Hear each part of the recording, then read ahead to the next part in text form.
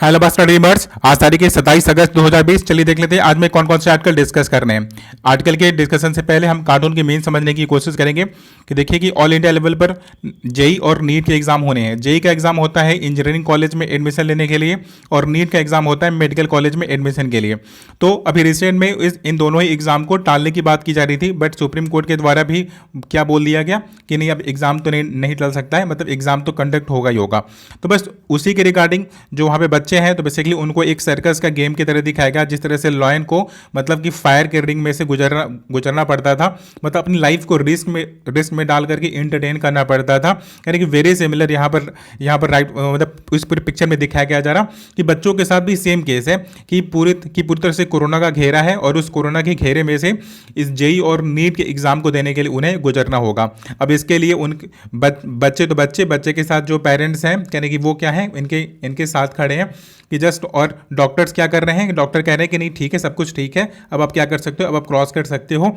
मतलब कि इतनी पैंडेमिक की सिचुएशन में भी उनको एग्जाम देने के लिए मजबूर किया जा रहा। उसी के रिगार्डिंग ये पूरा प्रोटेस्ट है। तो अपोजिशन पार्टीज भी प्रोटेस्ट कर रही हैं। इस पूरे पिक्चर में इसी बात को शो किया जा रहा। अब हम अपने आर्टिकल की ओर मूव करेंगे। हमारे पास सबसे पहला वाला आर्टिकल हमारे एजुकेशन सिस्टम के रिगार्डिंग है। देखिए जब बच्चा मतलब जब नन्हा सा बच्चा जब मीन पहला पॉडल रखता है ना, रेडिट यहाँ पे कहते हैं कि जब अपना पहला कदम रखता है अपने स्कूल में, तो कह रहे हैं कि उसकी एक अलग मेमोरी होती है। ठीक है, और रेडिट कहते हैं कि देखिए कि जो आपने एजुकेशन सिस्टम में जो चेंजेस किए हैं, कह रहे कि उसका कह रहे उसकी जो प्राइमरी एजुकेशन है, कह रहे कि वो तो बहुत ज़्यादा महत्व रखती है और वो मील का पत्थर साबित होने वाली है। कहते हैं कि अभी तक का जो हमारे पास राइट नाउ का जो एजुकेशन सिस्टम चल रहा है 5+3+4 वाला, कह रहे कि इस वाली एजुकेशन सिस्टम में कह रहे आपने कुछ इनपुट्स को ऐड किया हुआ है और कुछ मल्टीपल वो जो थ्री लेयर लैंग्वेज वाले की जो आप बात कर रहे थे, कह रहे कि आपने उन चीज़ों को ऐड करके कह रहे कि इसको और भी ज़्यादा डायनेमिक बनाया है। कह रहे कि ये बातें जो छोटे छोटे बच्चे हैं, कह रहे कि जब वो प्रॉपर जब ग्रो करेंगे इस वाले एजुकेशन सिस्टम से, तो वो इस बात को याद रखेंगे। फिर रेडिट एक बात और बोलते हैं, कहते हैं कि अभी तक का जो एजुकेशन सिस्टम था, कह रहे उसमें जब बच्चा LKG UKG पढ़ता था तो उसको काउंट नहीं किया जा सकता था, मतलब करते नहीं थे। बट अभी क्या है कि जैसे जैसे एज ग्रो होगा वैसे वैसे क्या होता है कि नंबर से ग्रो होने के साथ साथ उसके क्लास का स्टैंडर्ड भी ग्रो होगा। और राइटर फिर यहाँ पर एक और बात की तारीफ करते हैं, कहते हैं कि नहीं ठीक है, आपने बहुत अच्छा किया कि आपने इन चीज़ों में थोड़ी सी मोबिलिटी और थोड़े से वोकेशनल कोर्सेज को आप लेकर के आए हुए हो। और अभी राइट नाउ हर कोई इस पूरे सिस्टम से फेडअप हो चुका था, 10+2 वाले सिस्टम से पूरी तरह से फेडअप हो चुका था। और ये आज का जो हमारे एजुकेशन सिस्टम है, ये रिकमेंड किसके द्वारा किया गया था, ये कोठारी कमेटी के द्वारा रिकमेंड किया गया था in the year of 1964 and 66 के टाइम पीरियड में। तब से ये पूरा जो एजुकेशन सिस्टम है, कह रहे कि वो उसी तरह से चला आ रहा है और लोग इससे फेडअप हो चुके थे। फेडअप किस तरह से हो चुके थे कि इस पूरे एजुकेशन सिस्टम को फिनिश करने के बाद भी उनके पास जॉब की अपॉर्चुनिटीज़ नहीं होती थी और वो उनके पास किसी भी प्रकार का वोकेशनल कोर्स का या एक्सपीरियंस नहीं होता था। अभी राइट नाउ हमारे इस वाले एजुकेशन सिस्टम में क्या है कि आप तो मतलब कि एजुकेशन तो आप लोगे, आप डिग्री तो लोगे, लेकिन साथ साथ में आप कोई ना कोई ऐसे स्किल जरूर आप लर्न कर रहे होगे जो आपको फर्दर जाकर के आप जॉब दे सकती है। आप छोटा सा ही जॉब करोगे बट आप खुद को सेल्फ रिलायंट बना सकते हो। क्योंकि मोस्ट ऑफ द टाइम ऐसा देखने को मिला है कि हाई स्कूल या इंटर तक तो ठीक है कि गवर्नमेंट कॉलेज होते हैं, बट उसके बाद में क्या होता है कि जो गवर्नमेंट कॉलेज होता है उसमें इतना ज़्यादा कंपटीशन होता है कि वो बच्चा मतलब वो कॉम्पिटिटिव एज की प्रिपरेशन नहीं कर पाता है और जो हायर जो होता है एजुकेशन होता है, उसमें वो पार्टिसिपेट नहीं कर पाता है। तो इसकी वजह से जो हायर एजुकेशन है उसमें जो उसका इनरोलमेंट रेशियो है वो गिर जाता है। लेकिन अगर बच्चे को अगर 10+2 के पहले ही अगर कोई ना कोई अगर आप वोकेशनल कोर्स सिखा देते हो, तो फर्दर अगर वो अपनी स्टडी को कंटिन्यू रखना चाहता है तो वो अपने उस वोकेशनल कोर्स के बेसिस पर वो ये वाला काम कर सकता है, क्योंकि वो कुछ पैसे भी अर्न कर लेगा और फर्दर क्या करेगा कि हायर एजुकेशन में एडमिशन वगैरह भी ले सकेगा और फीस भी पे कर पाएगा। मतलब वो किसी की दया पर निर्भर बिल्कुल भी नहीं रहेगा। कह रहे हैं स्कॉलरशिप मिलती तो है लेकिन स्कॉलरशिप हर किसी को नहीं मिल जाती है।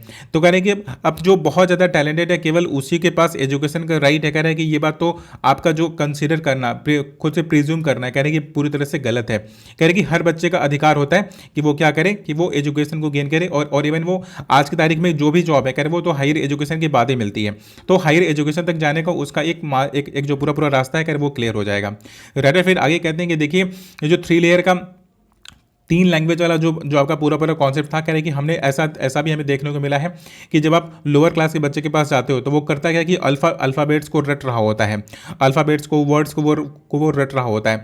मतलब रीडिंग एंड राइटिंग जो बहुत इंपॉर्टेंट स्किल होती है, कह रहे कि वो केवल मगअप करके जो प्राइमरी लेवल होता है, कह रहे उसमें वो अपना ब्रेन यूज़ नहीं कर रहा होता है। कह रहे कि एक बार आपने अल्फ़ाबेट को तो रटवा दिया, एक बार आपने वर्ड को तो रटवा दिया, लेकिन बट उसके बाद जो उसकी रीडिंग होती है, कह रहे वो मीनिंग ओरिएंटेड होनी चाहिए, ना कि केवल एक लैंग्वेज को सिखाने के लिए।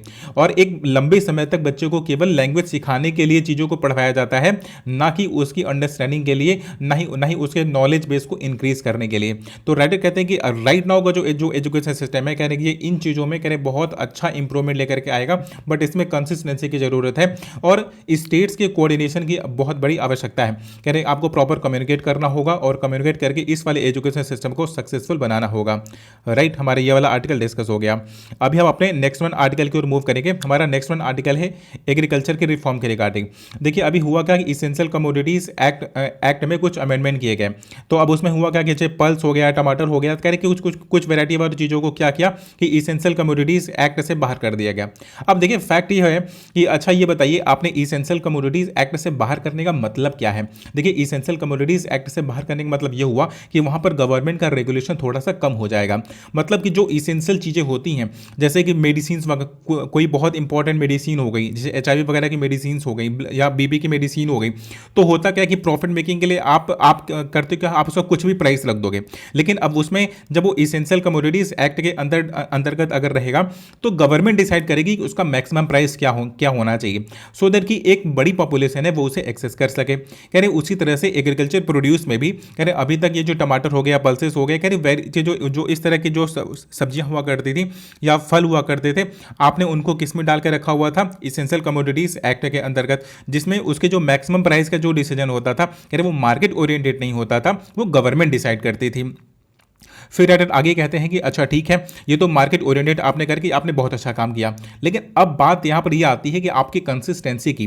राइटर कहते हैं कि चलिए अगर आप अपने पुराने अमेंडमेंट्स को अगर आप ध्यान से देखोगे तो आपको देखने को क्या मिलता है। कह रहे कि आपने तो 2006 में ई-नैम लेकर के आप आए थे, 2006 में ई-नैम लेकर के आए तो आप, लेकिन वेरीज स्टेट्स से प्रॉपर आपका कोऑर्डिनेशन होने की वजह से ई-नैम प्लेटफॉर्म क्या हुआ कि स्टार्टिंग में तो आपने 2 यूनियन टेरिटरीज और मोर देन 400 जो आपने उसके ई-नैम के प्लेसेस खोल करके रखे हुए थे, लेकिन आपको कुछ बेनिफिट मिला उसका। कह रहे कि ई-नैम फिर बाद में चलता बनता है, मतलब उस तरह से फंक्शन नहीं करता जिस तरह से उसे फंक्शन करना चाहिए था। कह रहे फिर आप 2018 में आप लेकर के आते हो पीएम आशा को लेकर के आते हो। अब पीएम आशा को आप लेकर के तो आगे, लेकिन बट उसके साथ भी सेम सिचुएशन, सेम प्रॉब्लम की कंसिस्टेंसी की वजह से, कह रहे कोऑर्डिनेशन की वजह से वो प्रॉपर फंक्शन नहीं कर पाता है।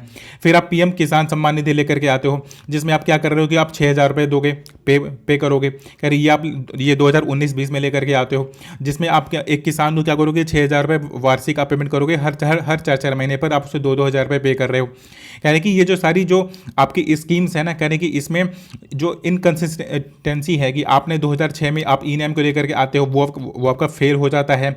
फिर 2018 में आप पीएम आशा को लेकर के आते हो, ठीक है, वो आपका फेल हो जाता है। फिर अब पीएम किसान सम्मान निधि लेकर के आए हो। कह रहे हैं कि आपने वेरियस अमेंडमेंट्स तो किए हैं, कह रहे वेरियस आप सुधार तो कर रहे हो, लेकिन आपकी कंसिस्टेंसी पर फोकस करना होगा, उसे सक्सेसफुल बनाना होगा। तभी आप कर क्या सकते हो कि इस पूरे जो एग्रीकल्चर मार्केट होता है, कह रहे इसमें इन्वेस्टर्स को आप इनवाइट कर सकते हो, क्योंकि एक इन्वेस्टर को फील होगा कि चलो अच्छा ई-नैम प्लेटफॉर्म पे मैं भी अपने पैसे लगाता हूं, तो लगाता है, पता चला वो फेल हो गया, तो कोई भी इन्वेस्टर किसी भी अनसक्सेसफुल प्रोजेक्ट पर अपना पैसा बिल्कुल भी लगाना नहीं चाहेगा। तो अगर आप मार्केट से और इस पूरे एग्रीकल्चर वाले मार्केट में अगर आप लाना चाहते हो, तो आपको इस वाली बात पर जरूर ध्यान देना होगा कि ये इसकी कंसिस्टेंसी आपकी बनी रहे। कह रहे कि आप प्रॉपर कोऑर्डिनेशन के साथ, स्टेट के कोऑर्डिनेशन के साथ अगर आप काम करोगे तो आपका जो एग्रीकल्चर जो आपका मार्केट है, जो इसके रिफॉर्म्स है, कह रहे कि वो काफ़ी सक्सेसफुल हो जाएंगे। ठीक है, तो हमारा ये वाला आर्टिकल क्या हो गया, डिस्कस हो गया। अभी हम अपने नेक्स्ट वन आर्टिकल की ओर मूव करते हैं। नेक्स्ट वन आर्टिकल है रिगार्डिंग द पाकिस्तान के कुछ स्टेटमेंट के रिगार्डिंग है। देखिए पाकिस्तान ने किया क्या, पाकिस्तान ने बोला कि देखिए कि जो टेररिस्ट है ना, कह रहे कि इंडिया झूठ बोलता है कि वो आतंकवादियों से परेशान है, पाकिस्तान कह रहा है कि नहीं, आतंकवादियों से तो मैं परेशान हूँ, और ये अलकायदा वगैरह की जो इस तरह के रिकग्निशन है, कह रहा है कि पाकिस्तान ने इन्हें रिकग्नाइज़ किया है, पाकिस्तान में बम ब्लास्ट होते हैं, और तहरीक जमात पाकिस्तान का जो वो है फंडर है, कह रहे वो तो इंडिया है, कह रहे इंडिया ने कुछ ट्रेजेक्टरीज वगैरह का और कुछ अलग अलग बॉडीज़ का प्रयोग किया हुआ है पाकिस्तान में आतंकवाद को फैलाने के लिए। राइटर यहाँ पे कहते हैं कि देखिए कि यूनाइटेड सिक्योरिटी काउंसिल ने, कह रहे हैं कि उसके इस वाली बात को तो पहले ही इनकार कर दिया है। ठीक है, अब देखिए यूनाइटेड सिक्योरिटी काउंसिल में देखिए परमानेंट मेंबर और नॉन परमानेंट मेंबर दो लोग होते हैं। तो जो परमानेंट मेंबर होता है या तो वो या तो नॉन परमानेंट मेंबर है, कह रहे वो कोई भी इनिशिएटिव या किसी भी बात पर डिस्कशन के लिए बुला सकता है।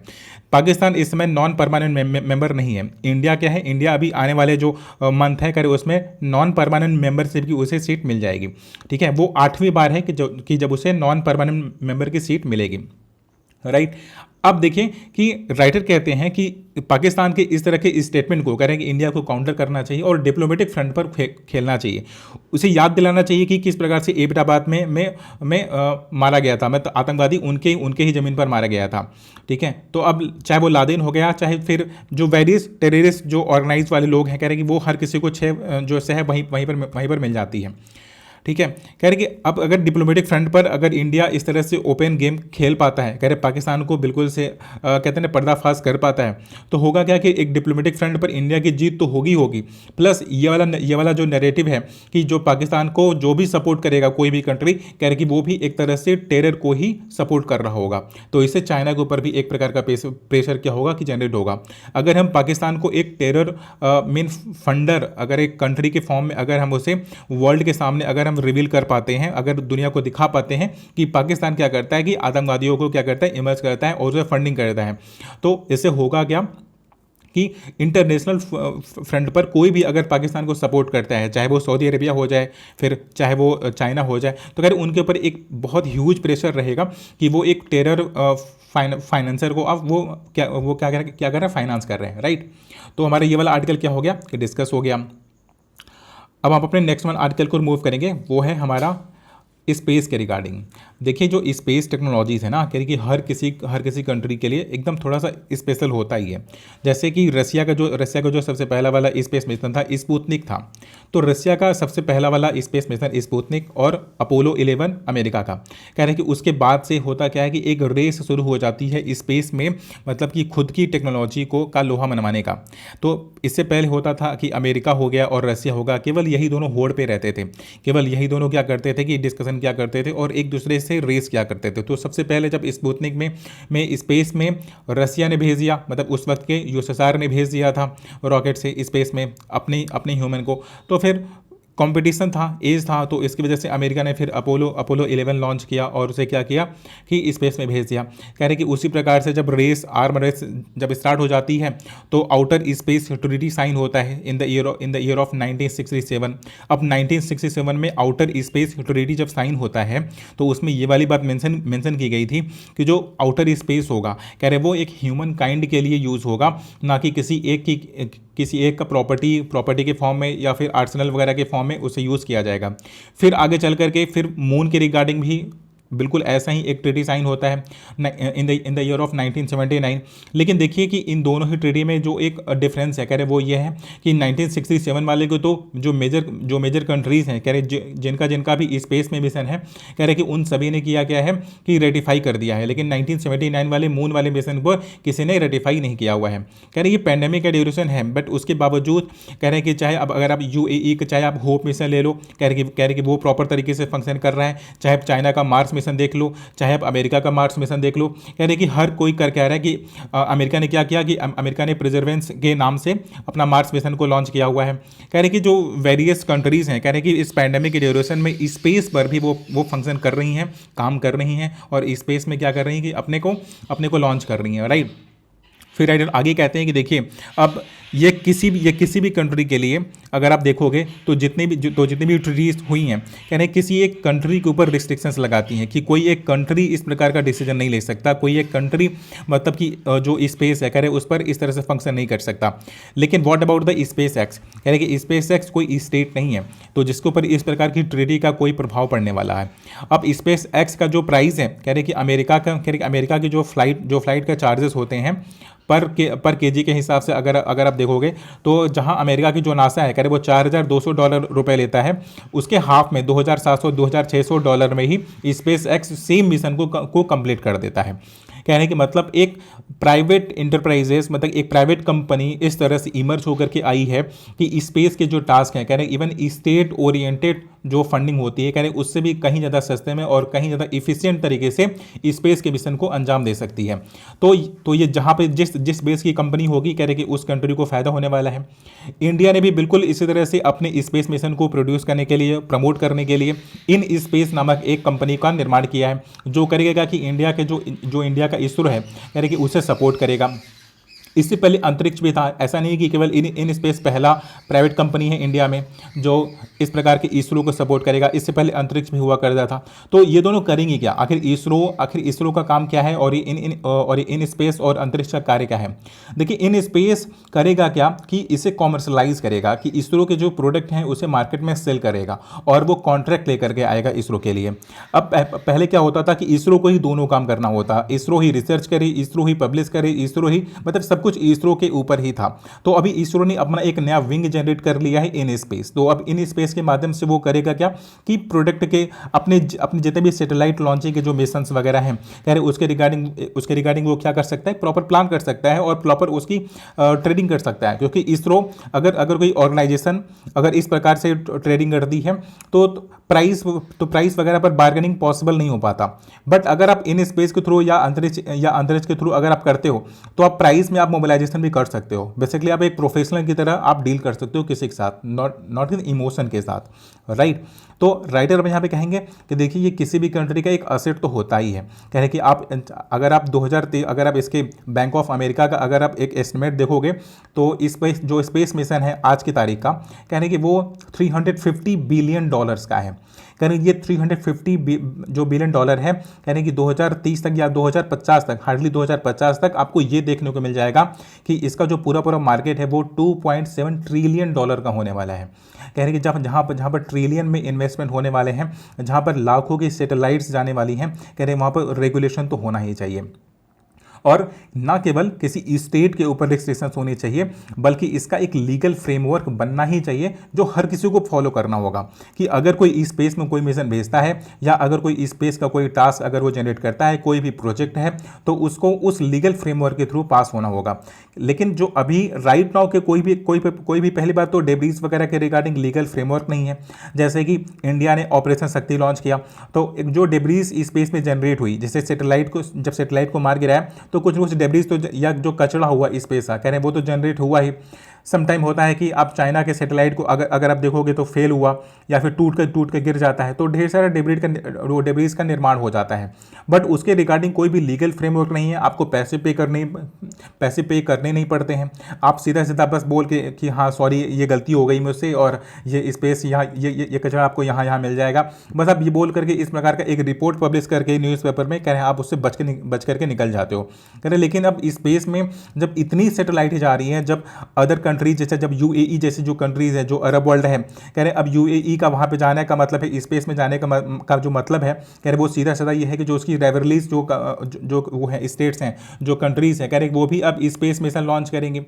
कह रहे कि आपको भी कह रहे बिल्कुल वैसे ही करना चाहिए, लीगल फ्रेमवर्क आप जनरेट करिए और जो हर किसी को फॉलो करना होगा। अगर स्पेस में किसी भी प्रकार का कचरा पैदा होता है या किसी भी प्रकार का वो डिस्टर्बेंस होता है तो आप पेनल्टीज लगाइए और उस कंट्री को आप बेसिकली आप ऑब्जेक्ट कर सकते हो, कहते हो कि देखिए आप ये गलती आपकी है और आपको पनिश किया जाएगा और आपको इसको रीपे भी करना पड़ेगा, मतलब उसे करेक्ट करना होगा।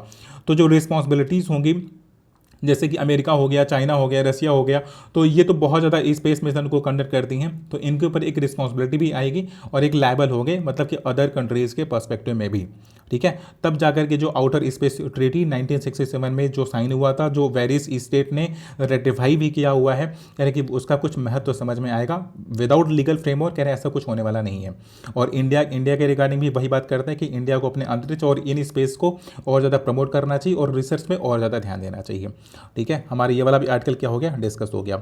ये वाला आर्टिकल उसी के रिगार्डिंग है, एजुकेशन सिस्टम में कि राइट नाउ हुआ क्या है कि हर जगह पर आप कह रहे हो ऑनलाइन क्लासेस चल रही हैं।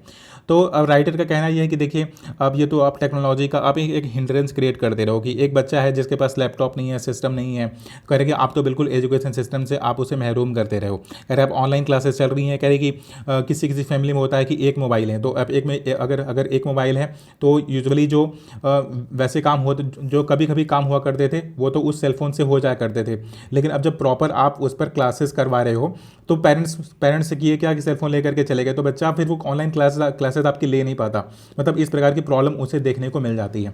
राइट, तो कहते हैं कि देखिए इसे थोड़ा सा उबर करके आपको एक अलग प्लेटफॉर्म या फिर अलग चीज़ लेकर के आनी होगी, या तो आप करोगे कि इसे सब्सिडाइज फॉर्म में कोई ऐसा प्रोडक्ट मार्केट में खुद से लॉन्च कर दो। कह रहे कि अगर आपका खुद का कोई प्रोडक्ट जो केवल इस वीडियो को प्ले करने में इफिशिएंट हो, कह रहे उसे कुछ भी और नहीं चाहिए, केवल वो वीडियो को प्ले करने में, इस एजुकेशन आपके इस सर्वर का वीडियो प्ले करने में वो सफल हो, कह रहा है कुछ ऐसा प्रोडक्ट लॉन्च कर दो जिससे होगा कि जो एजुकेशन सिस्टम का जो राइट नाउ का एक हिंड्रेंस है, कह रहे हैं कि वो क्या हो जाए कि रिमूव हो जाए। अदरवाइज बहुत कॉस्टली है और वो आप किसी को इस तरह से डिप्राइव नहीं कर सकते हो। राइट, तो हमारा ये वाला भी आर्टिकल क्या हो गया कि डिस्कस हो गया। ये थोड़ा सा मतलब कास्ट बेस का आर्टिकल है, इसमें ये ब्राह्मण एंड ऑल इन सारी चीज़ों की बात की जाती है, तो एग्ज़ाम के पर्सपेक्टिव से रेलिवेंट नहीं है, क्योंकि किसी एक कास्ट को इस प्रकार से क्रिटिसाइज करना कभी भी यूपीएससी के एग्ज़ाम के पर्सपेक्टिव से रेलिवेंट नहीं हो सकता है। तो जितने भी रेलिवेंट आर्टिकल थे आज की तारीख में द हिंदू में, मैंने वो सारे आर्टिकल डिस्कस कर लिए हैं। Thank you so much for watching the video.